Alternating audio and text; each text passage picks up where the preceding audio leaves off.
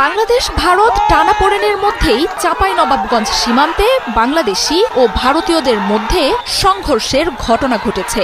শনিবার চাঁপাইনবাবগঞ্জের কিরণগঞ্জ সীমান্তে ভারতীয় ও বাংলাদেশিদের মধ্যে এই সংঘর্ষের ঘটনা ঘটে। বেলা 11টার দিকে এই ঘটনা ঘটে বলে জানাচ্ছে স্থানীয়রা। এ সময় সীমান্তের উভয় পাশে অতিরিক্ত বিজিবি, বিএসএফ মোতায়েন করা হয়। ভারতীয়রা বাংলাদেশে অনুপ্রবেশ করে বেশ কিছু গাছ কেটে ফেলে। এ সময় বাংলাদেশি নাগরিকরা প্রতিরোধ গড়ে তোলে। স্থানীয়রা জানান, ভারতীয়রা সীমান্তের কাঁটাতারের বেড়ার পাশে গাছ কাটতে গেলে বাংলাদেশিদের সঙ্গে বাকবিতণ্ডা হয়। এক পর্যায়ে দুই পক্ষের মধ্যে বাধে সংঘর্ষ। পরে এতে বিজিবি ও বিএসএফকেও হস্তক্ষেপ করতে দেখা যায়। সামাজিক যোগাযোগ মাধ্যমে ছড়িয়ে পড়া ছবিতে সীমান্তে তুমুল উত্তেজনার চিত্র দেখা গেছে।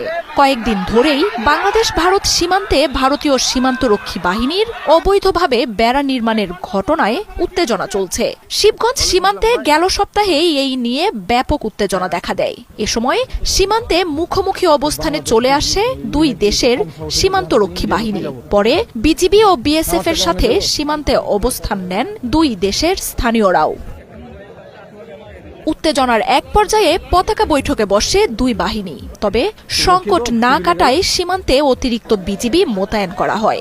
শুধু চাঁপাইনবাবগঞ্জই নয়, আরও বেশ কয়েকটি সীমান্তে ভারত অবৈধ বেড়া নির্মাণ কাজের উস্কানি দেয় গেল রবিবার ভারতীয় হাইকমিশনার প্রণয় ভার্মাকে ডেকে পাঠায় পররাষ্ট্র মন্ত্রণালয়। এর পাল্টা জবাবে পরের দিনই বাংলাদেশের ডেপুটি হাইকমিশনার নুরুল ইসলামকে তলব করে নয়াদিল্লি। পাল্টাপাল্টি এই তলবের ঘটনায় বাংলাদেশ ভারত সম্পর্কে দেখা দেয় নতুন উত্তেজনা।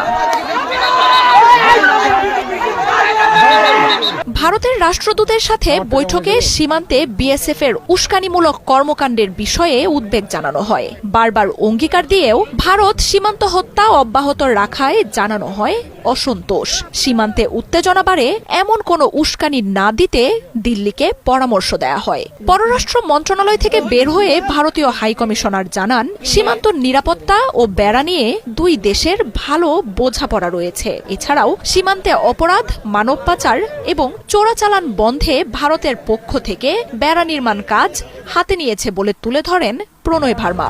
সহযোগিতার মাধ্যমে সংকট সমাধানের কথাও জানান তিনি। তবে ঢাকার কড়া বার্তার কয়েক ঘণ্টা পরই দিল্লিতে বাংলাদেশের ডেপুটি হাই কমিশনার নুরুল ইসলামকে তলব করে ভারতের পররাষ্ট্র মন্ত্রণালয়। সোমবার দুপুরে দিল্লি প্রশাসনের সাথে বৈঠক করেন তিনি। বাংলাদেশের সাথে ভারতের রয়েছে 4096 কিলোমিটারের দীর্ঘ এক সীমান্ত। এর মধ্যে পশ্চিমবঙ্গের সঙ্গে থাকা 2200 কিলোমিটার সীমান্তের 20% কোনো প্রাচীর নেই। আগস্টে আওয়ামী লীগ সরকারের পতনের পর শেখ হাসিনাকে আশ্রয় দেয়া সহ নানা ইস্যুতে ভারতের সাথে বাংলাদেশের সম্পর্কের টানাপোড়েন শুরু হয়। সংখ্যালঘু ইস্যু সহ দেশটির গণমাধ্যম ও রাজনীতিবিদদের বাংলাদেশ নিয়ে নানা ধরনের উস্কানিমূলক বক্তব্যে দুই দেশের সম্পর্ক তলানিতে নিয়ে যায়। মার্জিয়া উপমা, ৭১।